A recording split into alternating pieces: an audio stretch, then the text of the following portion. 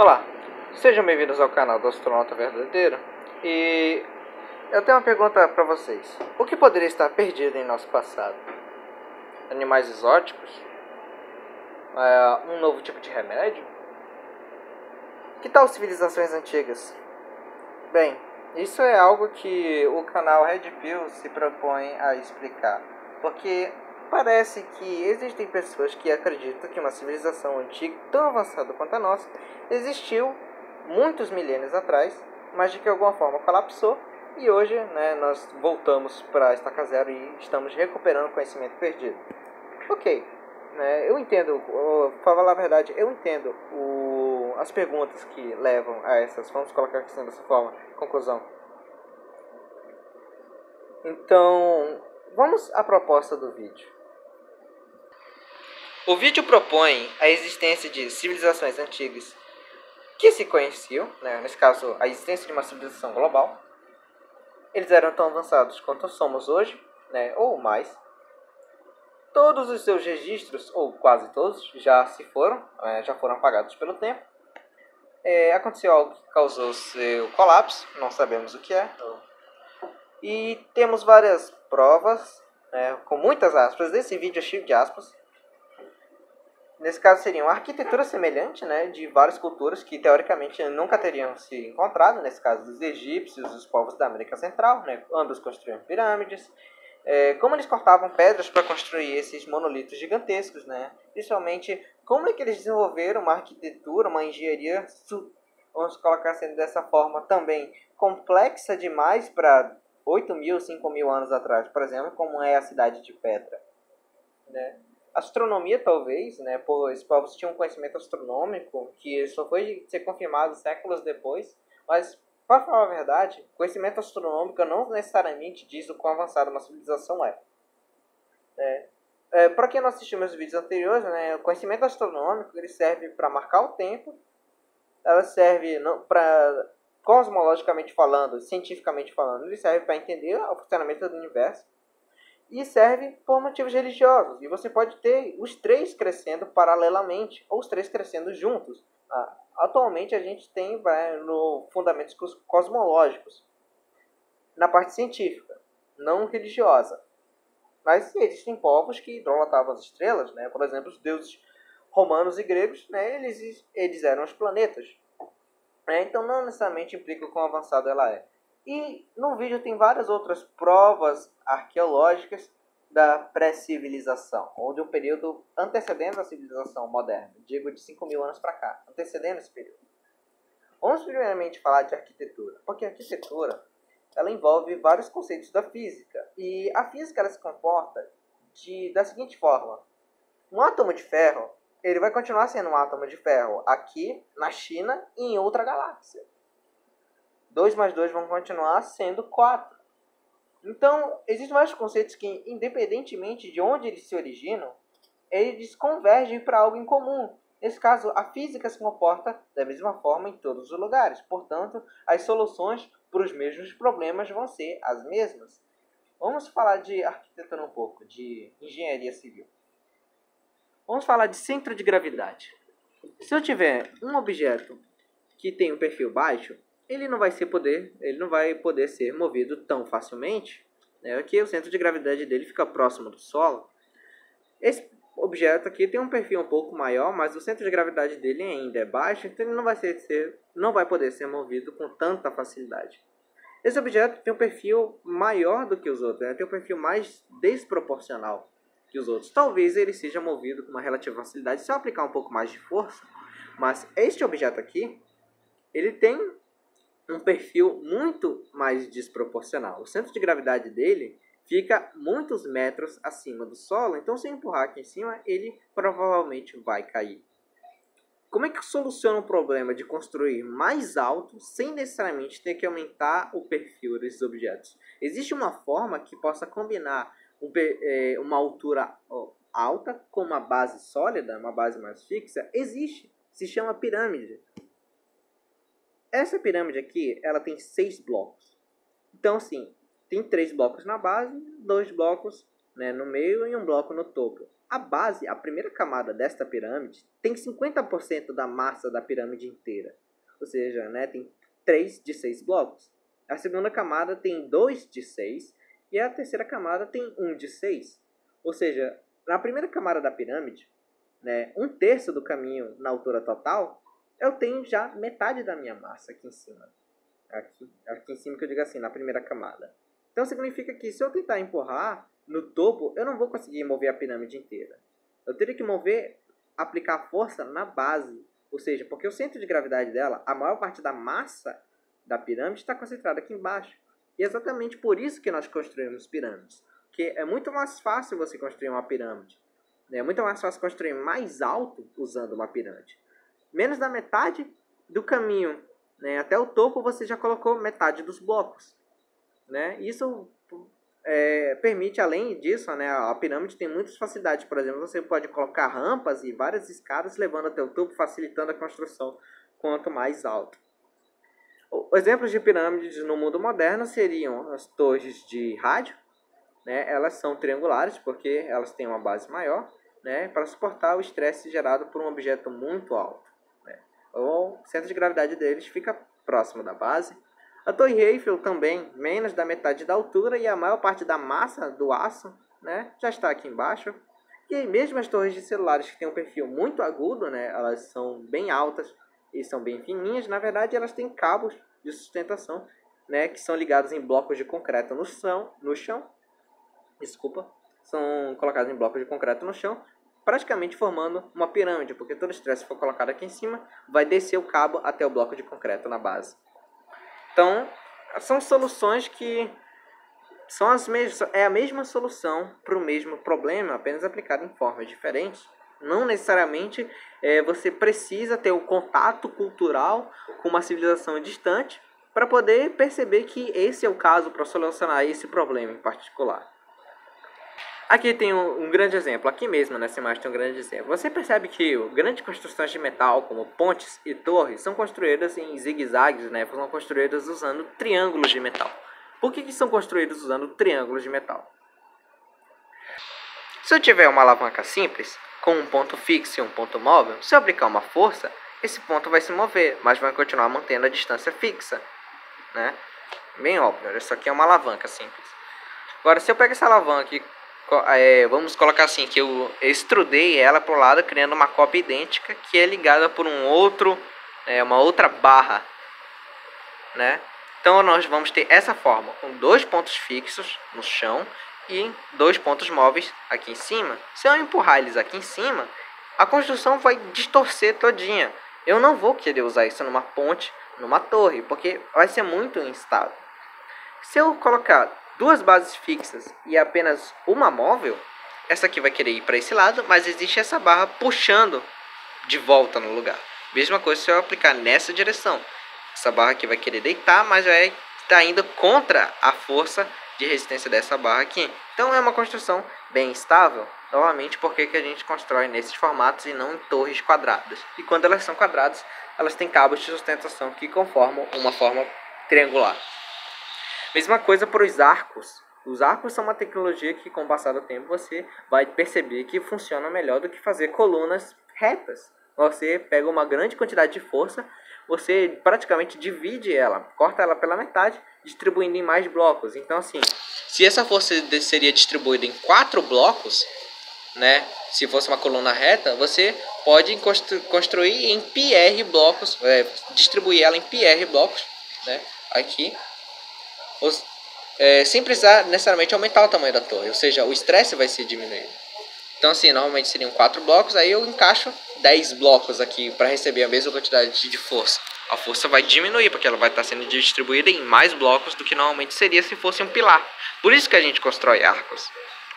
Qualquer pessoa que tenha brincado com blocos na infância, qualquer pessoa que teve uma infância básica, mesmo com blocos de madeira, teria chegado às mesmas conclusões da física sem ter contato com os egípcios ou com uma faculdade de engenharia. Uma pessoa brincando com blocos consegue descobrir essas soluções. Vamos aos cortes de blocos de pedra. É um argumento muito comum e, na verdade, um argumento válido de que as ferramentas de bronze dos egípcios, as ferramentas de bronze, na verdade não, o bronze foi descoberto depois. As ferramentas de cobre dos egípcios e mais tarde o bronze, ele ainda era muito macio para trabalhar com granito. Então não tem como eles terem cortado os blocos de granito usando um martelo e cinzel, usando martelo e cinzel. Não teria como eles terem feito isso. Portanto, eles têm uma tecnologia mais avançada que nós não conhecemos ou foram ajudados por extraterrestres, né? O que as pessoas normalmente costumam concluir. Mas eles esquecem que existem outras formas de cortar um bloco de granito, né? Ou um bloco de qualquer coisa. Na verdade, não só a gente vê isso nos hieróglifos que eles deixaram nas construções das pirâmides, existem grandes blocos das pirâmides dedicados ao processo de construção, à história da construção da pirâmide. Desde quando o faraó baixa o mandato para construir a pirâmide até o ponto que ela é completada, até o ponto que ele é sepultado lá. Então, nesses registros, como a gente pode ver neste vídeo aqui, é o vídeo que vocês podem procurar, Granite Cutting and Drilling, né, por David R. no YouTube, vocês podem ver um método bastante simples. Você cria uma serra de cobre, né, nada que os egípcios não tenham acesso. Você pega uma serra de cobre, você adiciona areia na região onde você quer cortar, e essa areia ela dá uma área de superfície muito maior para a serra. E não necessariamente a serra que vai estar cortando o granito, a fricção da areia vai estar arrancando grãos do granito, né? E você pode cortar um bloco de granito, 2 pessoas apenas, a 4 milímetros por hora, o que é bastante impressionante comparado ao o progresso quase nulo que você faz com cinzel de cobre. E, na verdade, é uma forma muito semelhante a como nós cortamos granito hoje. Se vocês já viram vídeos sobre como são feitas as coisas, que normalmente eu costumo fazer muito, é impressionante como técnicas milenares, como adicionar areia na mistura para aumentar a abrasividade de um processo, pode continuar sendo usado nos tempos modernos. Porque hoje a gente cria aquelas chapas super lisas de granito, adicionando uma água com partículas de metal e partículas de areia e escovando muito bem a superfície dela para ela ficar lisa. Nada necessariamente de outro mundo, é claro. Antigamente você tinha que demorar mais para poder fazer as coisas, porque você não tinha acesso ao grande maquinário do mundo moderno. Na verdade, é por isso que as pirâmides demoravam décadas para serem construídas, 20, 30 anos. Assim que o faraó assumia, ele mandava construir a pirâmide, porque assim que ele morresse, ele ia ser sepultado nela. Não precisaria passar outros 20, 30 anos para construir depois que ele morresse. Agora, vamos falar do porquê que teorias como essas, na verdade, não soam tão sem pé nem cabeça como elas inicialmente parecem, né? Porque existem grandes motivos. Porque sabemos mais sobre a década de 2010 do que sabemos sobre a década de 1810. Existem muitos mais registros de 2010 por causa da tecnologia. Temos fotos, temos a internet, temos fabricação em massa de livros, muito maior do que era em 1810. Quanto mais no século XV, no século II, né? Então, os registros históricos, eles são muito mais, vamos colocar assim, intensos, próximos nas regiões de hoje. Ou seja, podemos admitir que a história moderna começaria aqui, né, 5.000 anos atrás, porque é onde a gente tem mais registros. Mas na verdade a gente encontra potes, a gente encontra pingentes, espadas, facas antigas até 20.000 anos atrás. Na verdade, o pingente mais antigo do mundo é um pingente de cobre encontrado no Iraque, que foi feito em 8.700 a.C. ou há 10.700 anos atrás. A cerâmica mais antiga são cacos de vasos chineses que datam de 20.000 anos atrás. Então, assim, existem fragmentos soltos da história que colocam em xeque certas coisas. Por exemplo, a escrita foi desenvolvida no ano 5.000. Isso a gente pode dizer que tem certeza. Recentemente, no ano 5.000, digamos assim, 5.000 anos atrás, a escrita as primeiras formas de escrita aparecem no registro histórico. Mas o que nós perdemos aqui? O que nós perdemos aqui? Nós temos coisas avulsas soltas aqui na linha do tempo. Ok, vamos fazer uma pequena pausa para pensar no que a gente sabe sobre outras coisas. Por exemplo, a quantidade de animais que já existiu sobre a Terra. As pesquisas apontam que já foram descobertos mais de 250 mil espécies fósseis, né? E nós temos hoje mais de 1,3 milhões de espécies descritas, digo, espécies que aparecem no livro de biologia, girafas, elefantes, todas essas fazem parte de espécies descritas. Mas, dada a quantidade do planeta que a gente ainda não explorou, talvez existam até 8,7 milhões de espécies. Ou seja, a gente ainda precisa descobrir 83% da fauna e flora desse mundo em que a gente vive. Entende? É por isso que, apesar de gostarmos de pensar que temos uma boa ideia do que aconteceu no passado, esses fósseis, eles são de toda a história. Toda a história. Só esses poucos fósseis. Se eu quiser saber sobre os dinossauros, é 0,5% disso aqui. A história dos dinossauros não pode ser contada por 0,5% dos fósseis. Não existiam pequenas e poucas espécies de dinossauros. Se a vida na Terra sempre foi tão abundante como ela é hoje, então a gente tem apenas uma pequena imagem de um grande filme que é a história da vida na Terra. Então sempre fica aquela pergunta: o que nós perdemos? Como que a gente pode dizer que a gente não está deixando nada passar? Como é que a gente sabe que não existiram grandes civilizações se o registro fóssil é tão vago, se o registro histórico é tão vago? Bem, existem outras formas de estudar a vida sem ser pelo impacto direto de fósseis, sem ser pelas ferramentas que elas deixam para trás.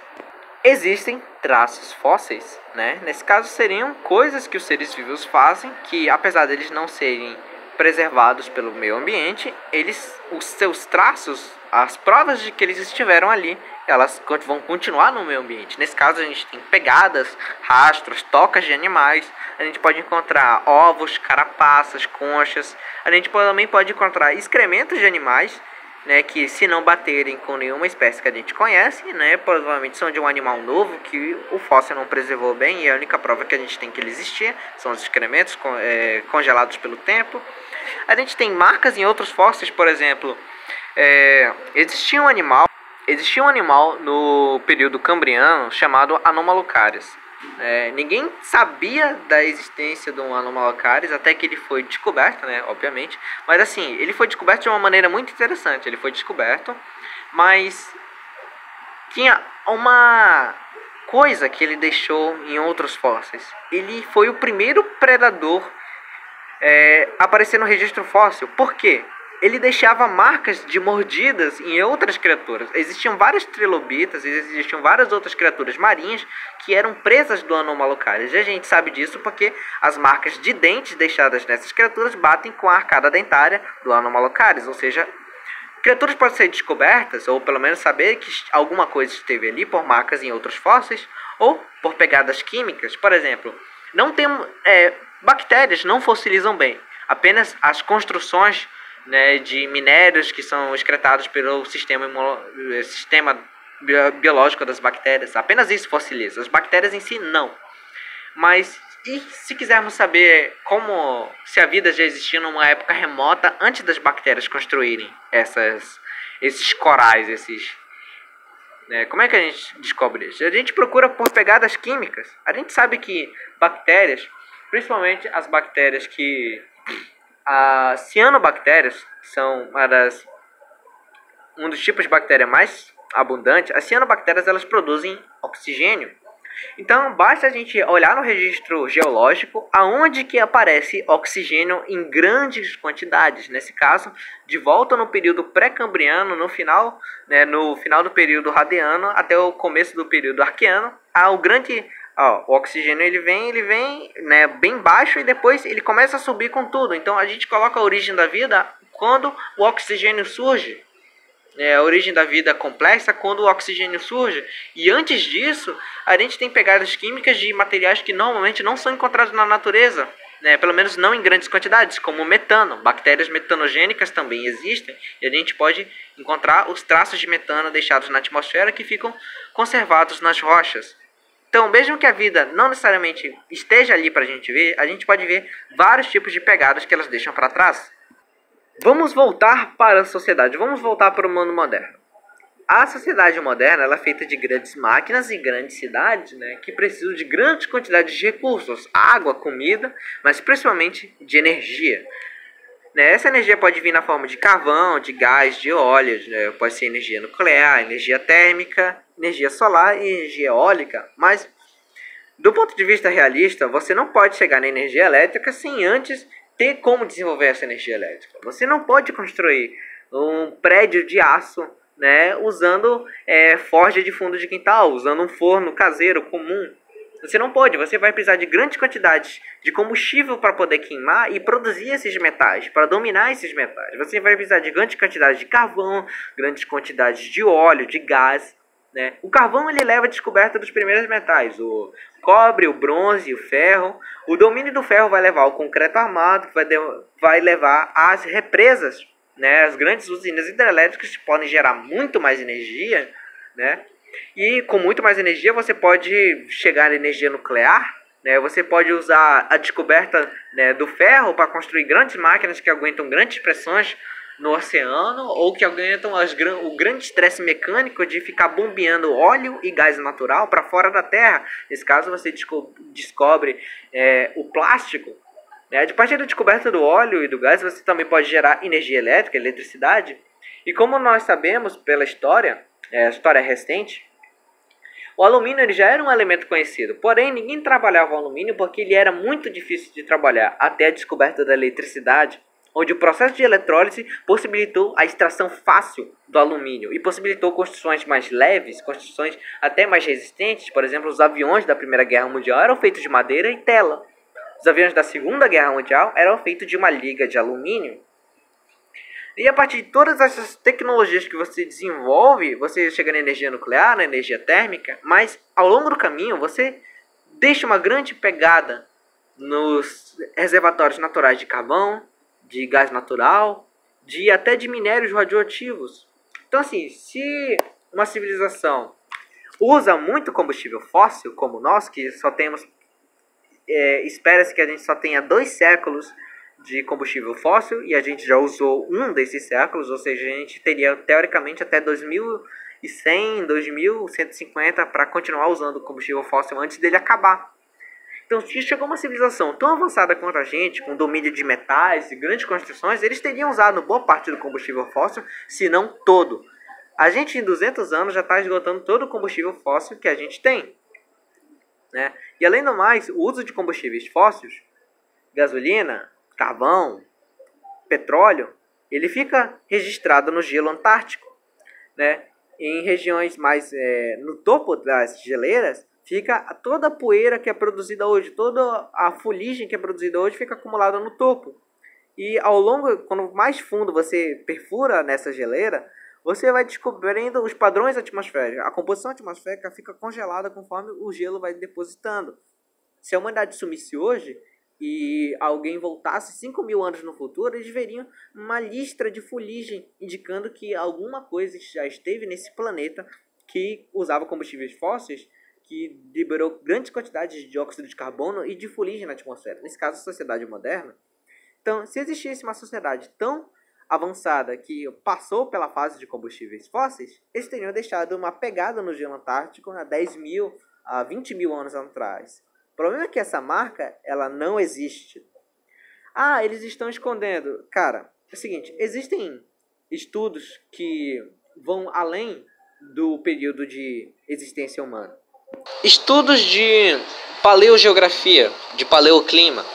Como é que eu vou saber como era a atmosfera da Terra há 1 milhão de anos atrás? Ah, você vai furar 2, 3 metros de gelo. E tem fotos, existem fotos nos documentos que fazem esses relatórios. E se você for olhar na escala que fica próximo da Era Moderna, a única marca de fuligem é a nossa. A mesma coisa se eles usaram tecnologia nuclear, talvez, eles usaram energia, vamos colocar assim, dessa forma, limpa, né? Nesse caso, os reservatórios de combustível nuclear, eles sofreriam do mesmo problema dos fósseis. Seus reservatórios estariam esgotados ou abaixo dos níveis esperados pelos geólogos. E existe uma grande cadeia de elementos químicos, né, elementos fissionáveis que levam a um elemento em comum, um subproduto em comum. Então, assim, existe uma coisa chamada, na física nuclear, chamada meia-vida. A meia-vida é quanto tempo demora para um certo elemento perder metade da sua massa.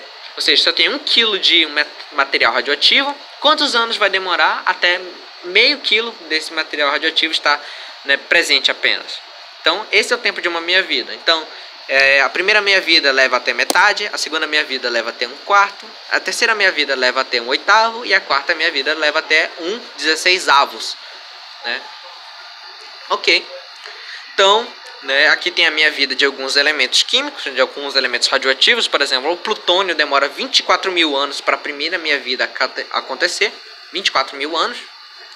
O Neptúnio, nesse caso, esse isótopo em particular de Neptúnio, né, os isótopos de Neptúnio, eles variam entre 396 dias a 2,14 milhões de anos para desaparecer na natureza. Ou seja, para a primeira meia-vida acontecer do Neptúnio, demora 2,14 milhões de anos.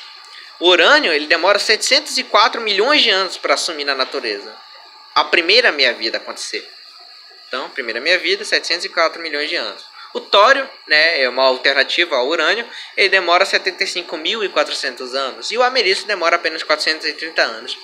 O problema é que vão se passar bilhões de anos, milhões de anos, até que a meia-vida tenha acontecido tantas vezes, mas tantas vezes, que as quantidades desses elementos químicos sejam negligíveis. E mesmo assim, os produtos, se eu pegar uma peça de Netúnio, dura 396 dias, o Netúnio vai desaparecer em 396 dias, pelo menos metade dele. Metade desse Netúnio vai se transformar em plutônio, demora 24 mil anos para desaparecer. Depois desses 24 mil anos, esse 1/4 de material vai se transformar em urânio, que vai demorar 740 milhões de anos para desaparecer. Então existe toda uma cadeia de decaimento que pode ser rastreada.